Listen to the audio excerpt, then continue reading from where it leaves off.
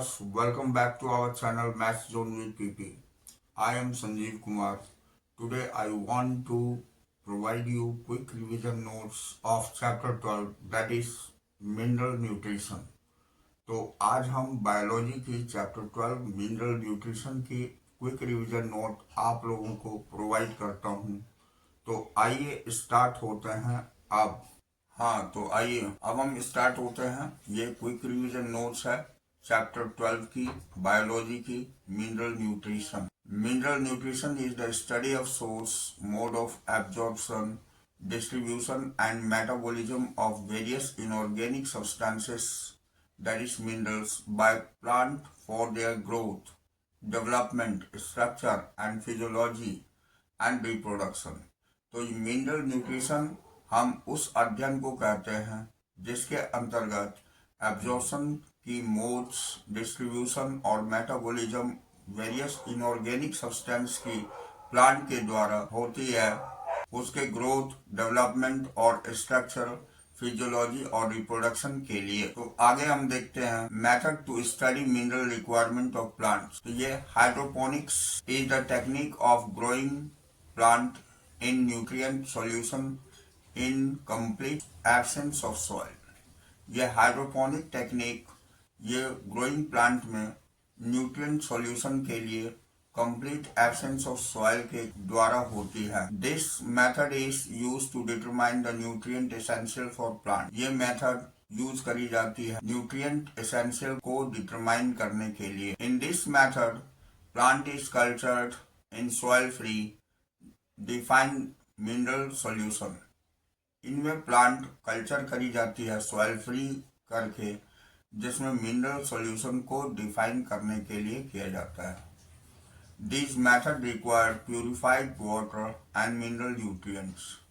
इस मेथड में केवल प्यूरिफाइड वाटर और मिनरल न्यूट्रिएंट्स का यूज होता है। Next point, essential elements are identified and their deficiency systems are discovered by hydroponic method. Essential element को आइडेंटिफाई की जाती है डिफिशियंसी सिस्टम के आधार पर और डिस्कवर की जाती है हाइड्रोपोनिक मेथड से।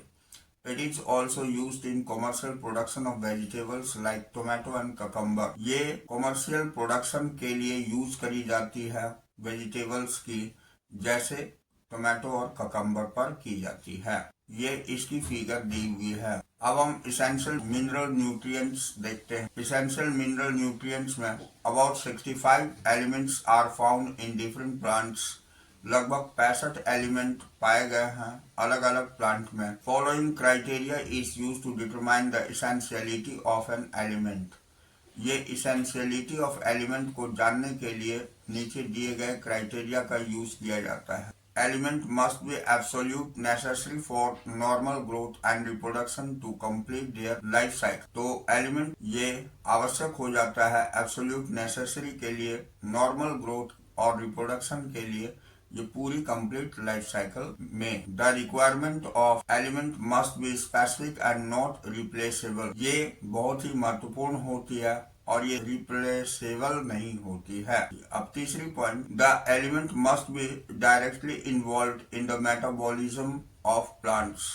एलिमेंट को डायरेक्टली इन्वॉल्व की जाती है मेटाबॉलिज्म प्लांट में। अब यहाँ न्यूट्रिएंट 17 दिया हुआ है। इसमें मैक्रो न्यूट्रिएंट होती है, जैसे कार्बन होता है, हाइड्रोजन होता है, नाइट्रोजन, ऑक्सीजन, फास्फोरस, ये सल्फर, पोटेशियम, कैल्शियम और मैग्नीशियम। जबकि माइक्रो न्यूट्रिएंट्स ये iron, manganese, copper, molybdenum, zinc, boron, chlorine और निकेल होता है। Macronutrients are present in plant tissues in larger quantity. Macronutrients जो है टिश्यूज में, प्लांट टिश्यूज में पाए जाते हैं बड़े अमाउंट में, जैसे कार्बन, हाइड्रोजन और oxygen is obtain from water and rest are absorb from soil. Carbon, hydrogen, oxygen जो है ये वाटर से ऑब्टेन करती है, जबकि बाकी सारे सॉइल से प्राप्त कर। माइक्रोन्यूट्रिएंट्स और trace nutrients are required in very small quantity. Micronutrient और ट्रेस न्यूट्रिएंट्स की आवश्यकता होती है बहुत कम क्वांटिटी में। On the basis of adverse function, यानी एडवर्स फंक्शन के आधार पर essential elements are divided into following categories। Essential element निम्न कैटेगरीज में डिवाइड करे गए। तो यहाँ देखिए, ये एसेंशियल एलिमेंट्स हैं। तो ये component of biomolecule hydrogen, nitrogen and oxygen. दूसरा है components of energy related chemical compound, for example manganese, phosphorus in ATP के रूप में। एक्टिवेट और इनहाबिट एंजाइम में ये जिंक एंड मैग्नीशियम पाई जाती है, जबकि alter the osmotic potential of cell में पोटेशियम पाए जाते हैं। अब हम आगे बताते हैं रोल ऑफ मैक्रो और माइक्रो न्यूट्रिएंट। मैक्रो और माइक्रो न्यूट्रिएंट्स की भूमिका क्या है? पहला पॉइंट है essential element participate in various metabolic process in plants such as permeability of cell membrane, maintenance of osmotic potential, ETS, etc. यानी एसेंशियल एलिमेंट जो है पार्टिसिपेट करती है बहुत सारे मेटाबॉलिक प्रोसेस में प्लांट के अंतर्गत, जैसे परमिएबिलिटी ऑफ सेल मेम्ब्रेन होता है, मेंटेनेंस ऑफ ऑस्मोटिक पोटेंशियल होता है, ईटीएस होता है इत्यादि। अब act as major constituent of macromolecules and coenzymes. ये एक मेजर कॉन्स्टिट्यूएंट के रूप में मैक्रोमोलिक्यूल्स और कोएंजाइम यूज होती है। अब various forms and functions of essential nutrient, अलग अलग फॉर्म और उसकी आवश्यक न्यूट्रिएंट्स के कार्य हम देखते हैं। तो पहला नाइट्रोजन है, requires by plant in greater amount, it is absorbed by plant as NO2 minus और NO3 माइनस। नाइट्रेट और नाइट्राइट के रूप में पाई जाती है, और ये अमोनियम के रूप में भी नाइट्रोजन प्राप्त होती है plant. It is one of the major constituent of protein. ये प्रोटीन की एक बड़ा कंस्टिट्यूएंट होती है, न्यूक्लिक एसिड और विटामिन की नाइट्रोजन। अब फॉस्फोरस आते हैं, दूसरा पॉइंट है। तो absorb by plant from soil in the form of phosphate ion. ये फॉस्फेट आयन के रूप में सॉइल से एब्जॉर्ब करी जाती है। It is the constituent of cell membrane. ये सेल मेम्ब्रेन की कंस्टिट्यूएंट होती है। All nucleic acids and nucleotides require phosphorus. जितने भी न्यूक्लिक एसिड्स हैं और न्यूक्लियोटाइड्स हैं, इसे फॉस्फोरस की आवश्यकता होती है। तीसरा पॉइंट पोटेशियम है। तो absorb as a potassium ion, ये पोटेशियम आयन के रूप में एब्जॉर्ब करी जाती है। Help to maintain cation anion balance. इसमें कैटायन और एनायन बैलेंस को मेंटेन करती है इन सेल्स, कोशिका में। It is involve in protein synthesis. ये इन्वॉल्व होती है प्रोटीन सिंथेसिस में। Opening and closing of stomata, ये ओपनिंग और क्लोजिंग स्टोमेटा में भी यूज। अब हम चौथा पॉइंट में आते हैं, कैल्शियम। तो absorb by plant from soil in form of calcium ions. ये प्लांट के द्वारा सॉइल से ही एब्जॉर्ब करी जाती है कैल्शियम आयन के रूप में। Used in synthesis of cell wall, ये यूज करी जाती है सेल वॉल की सिंथेसिस के लिए। इट एक्टिवेट्स सर्टेन एंजाइम्स, ये कुछ एंजाइम्स को एक्टिवेट करती है। नेक्स्ट है हमारा मैग्नीशियम। तो absorbed by plant in form of magnesium ion, it activates the enzyme for respiration, photosynthesis and involved in synthesis of DNA and RNA। It is constituent of chlorophyll. तो magnesium ion ये absorb करी जाती है plant के द्वारा, ये activate करती है एंजाइम को रेस्पिरेशन के लिए, फोटोसिंथेसिस के लिए, और इन्वॉल्व होती है सिंथेसिस ऑफ DNA और RNA के लिए। ये कंस्टिट्यूएंट क्लोरीन की होती है। छठा है sulphur. Plant obtain sulphur in form of sulphate. ये प्लांट सल्फर प्राप्त करता है सल्फेट आयन से। अब प्रेजेंट इन एमिनो एसिड्स, जो प्रेजेंट होती है एमिनो एसिड्स में, जैसे सिस्टीन, मेथियोनिन, ये सारे होते हैं। As main constituent of coenzyme and vitamin, ये मेन कंस्टिट्यूएंट होती है कोएंजाइम और विटामिन की। नेक्स्ट हमारी आयरन है। तो obtained in the form of ferric iron, ये फेरिक आयरन के रूप में ऑब्टेन्ड होती है। It is important constituent of protein involve in transport system, ये कंस्टिट्यूएंट के रूप में काम करती है प्रोटीन की, जो इन्वॉल्व होती है ट्रांसपोर्ट सिस्टम में। अब नेक्स्ट पॉइंट हमारी मैंगनीज है, absorbed in the form of magnesium ion. अब नेक्स्ट पॉइंट हमारी मैंगनीज है, absorbed in form of manganese ion. Main function is splitting of water to liberate hydrogen and oxygen during photosynthesis। इसका मुख्य काम है water को split करना hydrogen और ऑक्सीजन में फोटोसिंथेसिस के दरमियान। Next, zinc obtain from zinc ion activate enzyme like carboxylase. ये कार्बोक्सिलेज एंजाइम को एक्टिवेट करती है, needed in formation of oxygen, और ये ऑक्सीजन के फॉर्मेशन में आवश्यक होती है। अब नेक्स्ट हमारी कॉपर है। ये एब्जॉर्ब एज क्यूप्रिक आयंस, ये क्यूप्रिक आयन के रूप में एब्जॉर्ब होती है, involve in various metabolic activities and redox reactions. ये बहुत सारे मेटाबॉलिक एक्टिविटी में इन्वॉल्व होती है और रेडॉक्स रिएक्शन में भी। Next, boron absorb as BO3 और B4O7 2- आयन, ये इस आयन के रूप में एब्जॉर्ब होती है। Required the uptake of calcium, ये कैल्शियम की अपटेक के लिए रिक्वायर होती है। Cell elongation and pollen germination, इससे सेल इलोंगेशन और पोलन जर्मिनेशन होती है। अब नेक्स्ट हमारी क्लोरीन है। It is absorb in form of chloride ion, ये क्लोराइड आयन के रूप में एब्जॉर्ब करी जाती है। Determine the solute concentration and splitting of water during photosynthesis, ये डिटरमाइन करी जाती है सॉल्यूट कंसंट्रेशन और स्प्लिटिंग ऑफ वाटर की ड्यूरिंग फोटोसिंथेसिस, फोटोसिंथेसिस के दरमियान। तो अब हम deficiency system of essential elements देखते हैं। When supply of essential elements become limited, plant growth is retarded. The concentration of essential elements below which plant growth is retarded is called critical concentration।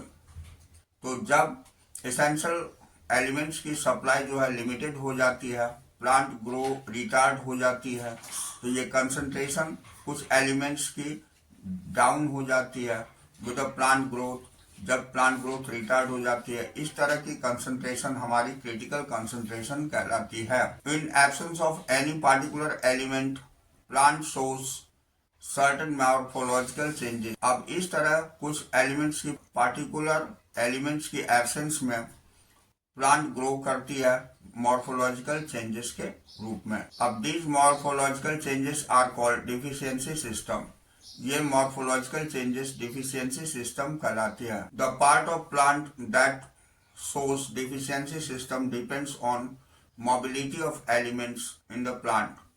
ये plant के part जो होते हैं deficiency system जिसमें पाए जाते हैं, डिपेंड करती है मोबिलिटी ऑफ एलिमेंट की प्लांट के अंतर्गत।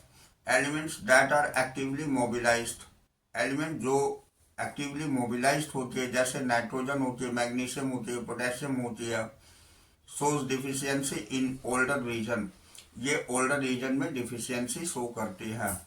On the other hand, symptom appears first in young region, सबसे पहले यंग रीजन में सिम्टम दिखाई देती है। If the elements are relatively immobile, अगर एलिमेंट रिलेटिवली इमोबाइल होती है, calcium and not transported out of the mature tissues, ये कैल्शियम जो कि ट्रांसपोर्टेड नहीं होती है मैच्योर टिश्यूज में। अब हम kind of deficiency syndrome as if are as follows. Deficiency syndrome की काइंड्स हम देखते हैं नीचे, तो ये हमारी टेबल में दी हुई है। तो ये डिफिशियंसी डिजीज देखिए, सिम्टम और डिफिशियंट एलिमेंट्स देखते हैं। ये क्लोरोसिस होती है डिफिशियंसी डिजीज, ये loss of chlorophyll leading to yellowish of leave, ये क्लोरोफिल की लॉस से पत्ते पीले पड़ जाते हैं। इसमें डिफिशियंसी एलिमेंट होती है nitrogen, potassium, magnesium, sulphur, iron, manganese, zinc और मोलिब्डेनम। दूसरी होती है नेक्रोसिस, ये डिजीज, ये डेथ ऑफ टिश्यूज लीव्स के द्वारा होती है, ये कैल्शियम, मैग्नीशियम, कॉपर और पोटेशियम के द्वारा होती है, ये डिफिशियंट एलिमेंट। तीसरी स्टैंडर्ड प्लांट ग्रोथ है, ये लेस हाइट ऑफ प्लांट होती है, ये आयरन और पोटेशियम के डिफिशियंसी से होती। उसके बाद premature fall of leaves and birds होती है, ये falling of leaves and birds हो जाती है, ये फास्फोरस, मैग्नीशियम और कॉपर की कमी से होती है। उसके बाद इनहाइबिशन ऑफ सेल डिवीजन, ये लेस इलोंगेशन इन स्टेम के कारण होती है, इसमें देखी जाती है। ये low level of nitrogen, potassium, sulphur और मोलिब्डेनम के कारण होती है। तो इस तरह हमने डिफिशियंसी देखा। अब डिफिशियंसी ऑफ एनी एलिमेंट में कॉज मेनी सिम्टम्स और सेम सिम्टम्स में B caused by different element. To identify the deficient elements, various symptoms are compared with standard chart. तो deficiency बहुत सारे element के कारण बहुत सारे symptoms same होते हैं। same symptom जो है may be caused by different elements, अलग अलग elements के द्वारा होती है। ये deficiency of any element may cause many symptoms or same symptoms may be caused by different elements. To identify the different elements, various symptoms are compared with standard chart. बहुत सारे deficiency अनेक तरह के एलिमेंट्स के कारण होती है या सेम सिम्टम बहुत सारे एलिमेंट्स के द्वारा होती है। तो इसे आइडेंटिफाई करने के लिए हमें स्टैंडर्ड चार्ट की मदद लेनी पड़ती है। अब टॉक्सिसिटी ऑफ माइक्रोन्यूट्रिएंट्स, तो in higher doses micronutrients become toxic. अगर अधिक मात्रा पड़ जाती है माइक्रोन्यूट्रिएंट की तो इससे टॉक्सिक हो जाती है। Any tissue concentration which reduce dry weight of tissues by 10%। कोई भी टिश्यूज कंसंट्रेशन अगर रिड्यूस हो जाती है तो वो ड्राई वेट ऑफ टिश्यूज 10% को हम टॉक्सिक कंसंट्रेशन कहते हैं। Critical toxic concentration is different for different elements. Critical toxic concentration जो है अलग अलग एलिमेंट में अलग अलग होती है। अब हम mechanism of absorption of elements आते हैं। तो it takes place in 2 phases. ये 2 फेजेस में होती है। In first phase rapid intake of ions occurs in free space और outer space of the cell. पहली फेज में ये रैपिड इनटेक होती है आयंस की फ्री स्पेस से outer space of the cell में, जिसको एपोप्लास्ट बोलते हैं। In second phase ions are taken slowly into inner space. Second phase में आयंस बहुत ही स्लोली ली जाती है इनर स्पेस में। इसे हम सिम्प्लास्ट बोलते हैं ऑफ द सेल। दूसरा होता है passive movement of ion in apoplast occurs through the ion channels and transmembrane protein. Passive movement जो है आयंस की एपोप्लास्ट में पाई जाती है इस चैनल के थ्रू जो ट्रांसमेम्ब्रेन प्रोटीन के थ्रू होती है। अब on the other hand movement of ions in symplast, अब दूसरी तरफ अगर मूवमेंट आयंस की होती है सिम्प्लास्ट में occur by expenditure of energy, ये एक्सपेंडिचर ऑफ एनर्जी के द्वारा होती है बाय एक्टिव प्रोसेस, ये एक्टिव प्रोसेस के द्वारा होती है। The movement of ion is called flux. ये मूवमेंट ऑफ आयन जो होती है उसे फ्लक्स बोलते हैं। The inward movement is called influx. अब इनवर्ड अगर मूवमेंट होती है तो उसे इनफ्लक्स बोलते हैं एंड आउटवर्ड मूवमेंट को इफ्लक्स बोलते हैं। यहाँ इस फिगर में सारी चीज डिटेल्स बताई गई। अब ट्रांसलोकेशन ऑफ सॉल्यूट्स देखते हैं। तो translocation of solutes occurs through xylem along with ascending streams of water। ये ट्रांसलोकेशन ऑफ सॉल्यूट्स जाइलम के थ्रू होती है along with ascending streams of water, यानी ascending stream of water के साथ होती है। soil as reservoir of essential element। soil जो है ये रिजर्वायर का काम करती है essential element में। most of the nutrients required for growth and development is obtain from soil by root. अधिकांश न्यूट्रिएंट्स की आवश्यकता होती है ग्रोथ के लिए और डेवलपमेंट के लिए जो सॉइल से प्राप्त होती है रूट के द्वारा। These minerals are formed by weathering of rocks. ये मिनरल्स विदरिंग ऑफ रॉक्स से प्राप्त होती है। Soil also harbours nitrogen fixing bacteria. Soil में नाइट्रोजन फिक्सिंग बैक्टीरिया पाई जाती है एंड अदर माइक्रोब्स, और दूसरे माइक्रोब्स भी होते हैं। Holds water and supplies air to roots, जो वाटर को होल्ड करते हैं और एयर को सप्लाई करते हैं रूट्स को। Deficiency of essential element effect the crop yield. Deficiency essential element की प्रभाव डालती है ये क्रॉप यील्ड को। So fertilizers are used in supplement these elements. इसलिए फर्टिलाइजर यूज करी जाती है इन सप्लीमेंट्स में। तो आइए अब हम मेटाबॉलिज्म ऑफ नाइट्रोजन देखते हैं। तो nitrogen is the most prevalent element in living world along with carbon, hydrogen, oxygen.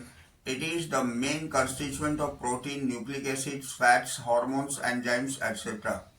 Nitrogen जो है बहुत ही महत्वपूर्ण एलिमेंट होती है लिविंग वर्ल्ड में। इसके साथ ये कार्बन, हाइड्रोजन और ऑक्सीजन के साथ पाई जाती है।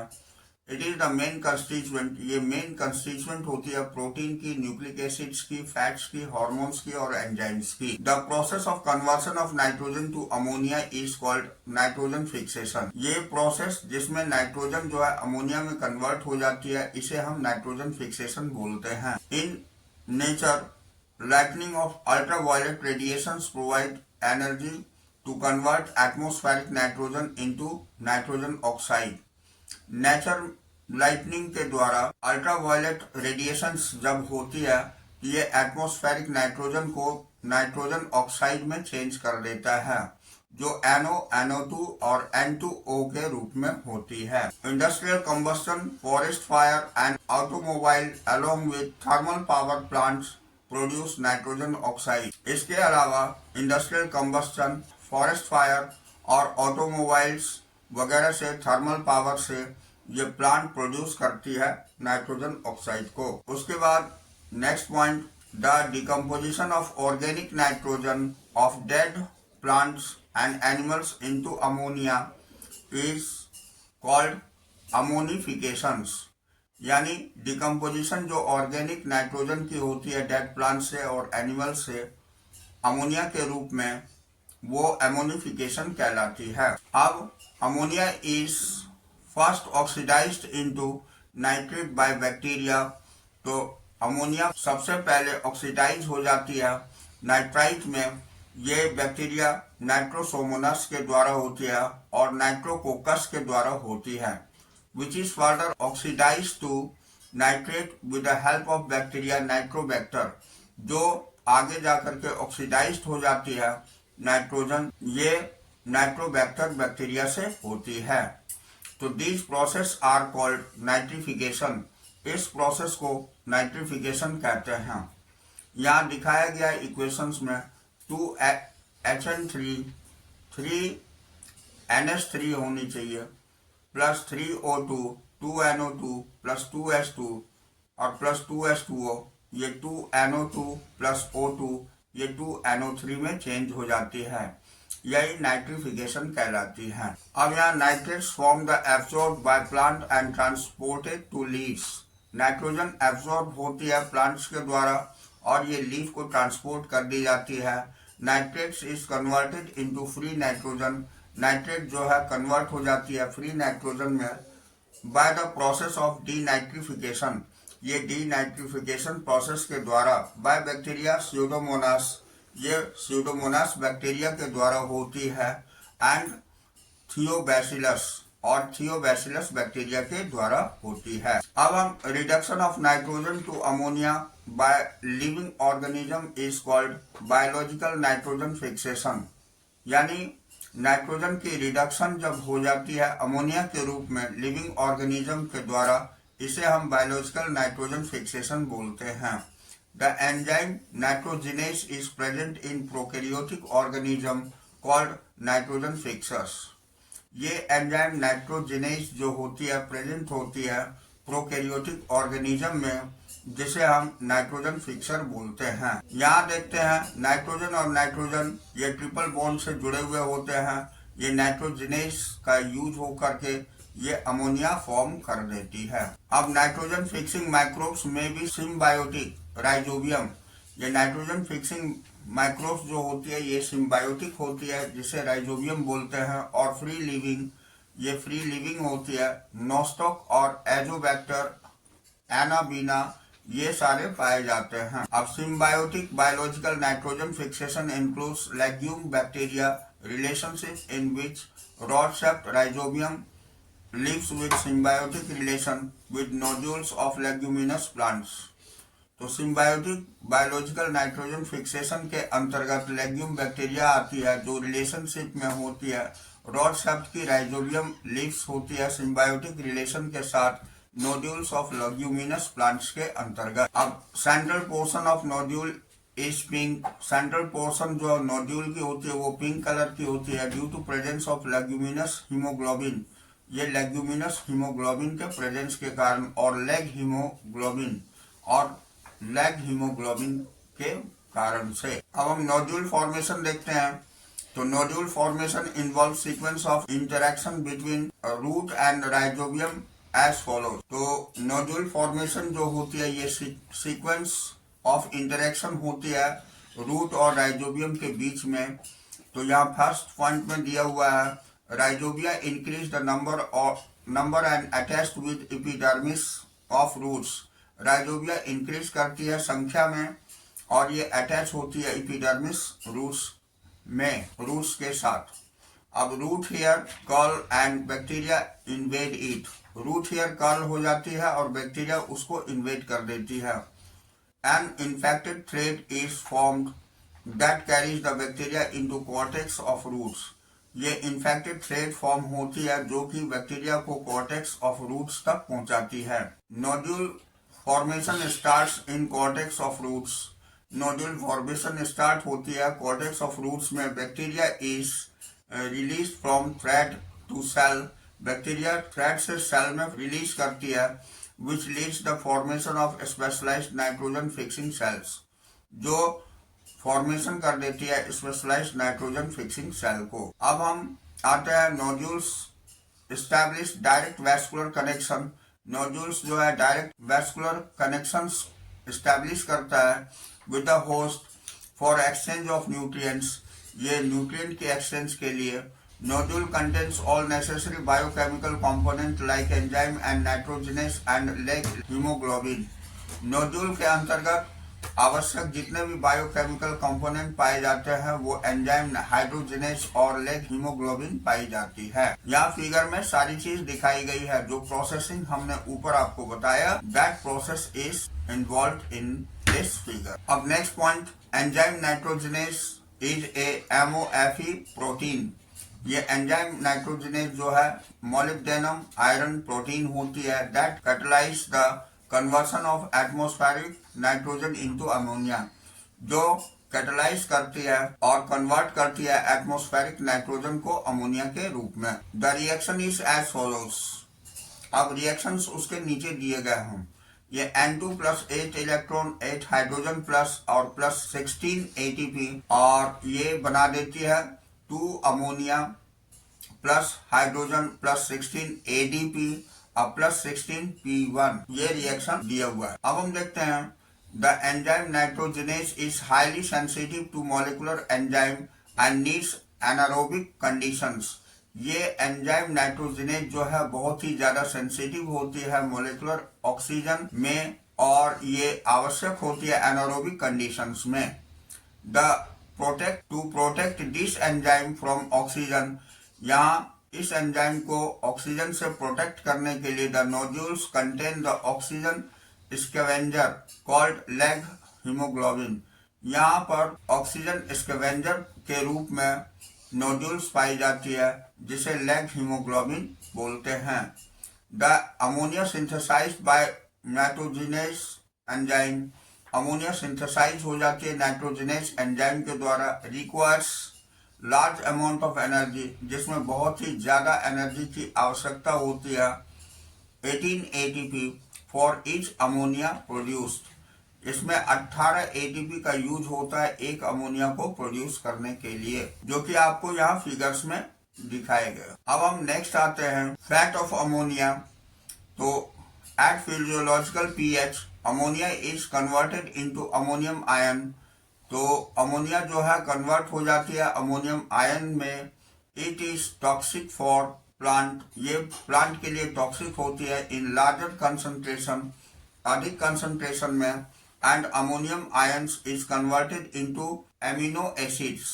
तो अमोनियम आयन जो है ये एमिनो एसिड्स में कन्वर्ट होती है बाय 2 मेथड्स। ये 2 मेथड से। पहला होता है reductive amination. This process ammonia react with alpha keto glutaric acid. यानी ये प्रोसेस अमोनिया रिएक्ट करती है इसमें अल्फा कीटो ग्लूटारिक एसिड में टू फॉर्म ग्लूटामिक एसिड, जो ग्लूटामिक एसिड फॉर्म करती है। यहाँ यही रिएक्शन दिया हुआ है। Alpha keto glutaric acids ammonia के साथ NADPH फॉर्म करती है ये ग्लूटामेट, और डिहाइड्रोजनेज होती है ये ग्लूटामेट फॉर्म करती है, और वाटर और प्लस NADP। अब ट्रांसअमीनेशन में क्या होती है ये हम देखते हैं। It involves the transfer of amino group from amino acids to keto group of keto acid. Transfer करती है एमिनो ग्रुप को एमिनो एसिड से कीटो ग्रुप में कीटो एसिड्स का। Glutamic acid is the main amino acids from which transfer ammonia takes place and another amino acids are formed by transamination। Glutamic acids की main amino acid से ये transfer हो जाती है ammonia में, जो टेक्स प्लेस जो कि पाई जाती है अदर एमिनो एसिड्स को फॉर्म करती है ट्रांसामिनेशन के द्वारा। The enzyme transaminase catalyst all such reactions. इसमें एंजाइम ट्रांसामिनेज जो है कैटलिस्ट का काम करती है इस रिएक्शंस में। अब two important amides asparagine and glutamine found in plant. दो महत्वपूर्ण एमाइड एस्पेराजीन और ग्लूटामीन पाई जाती है प्लांट्स में as structural part of protein. ये स्ट्रक्चरल पार्ट प्रोटीन की होती है।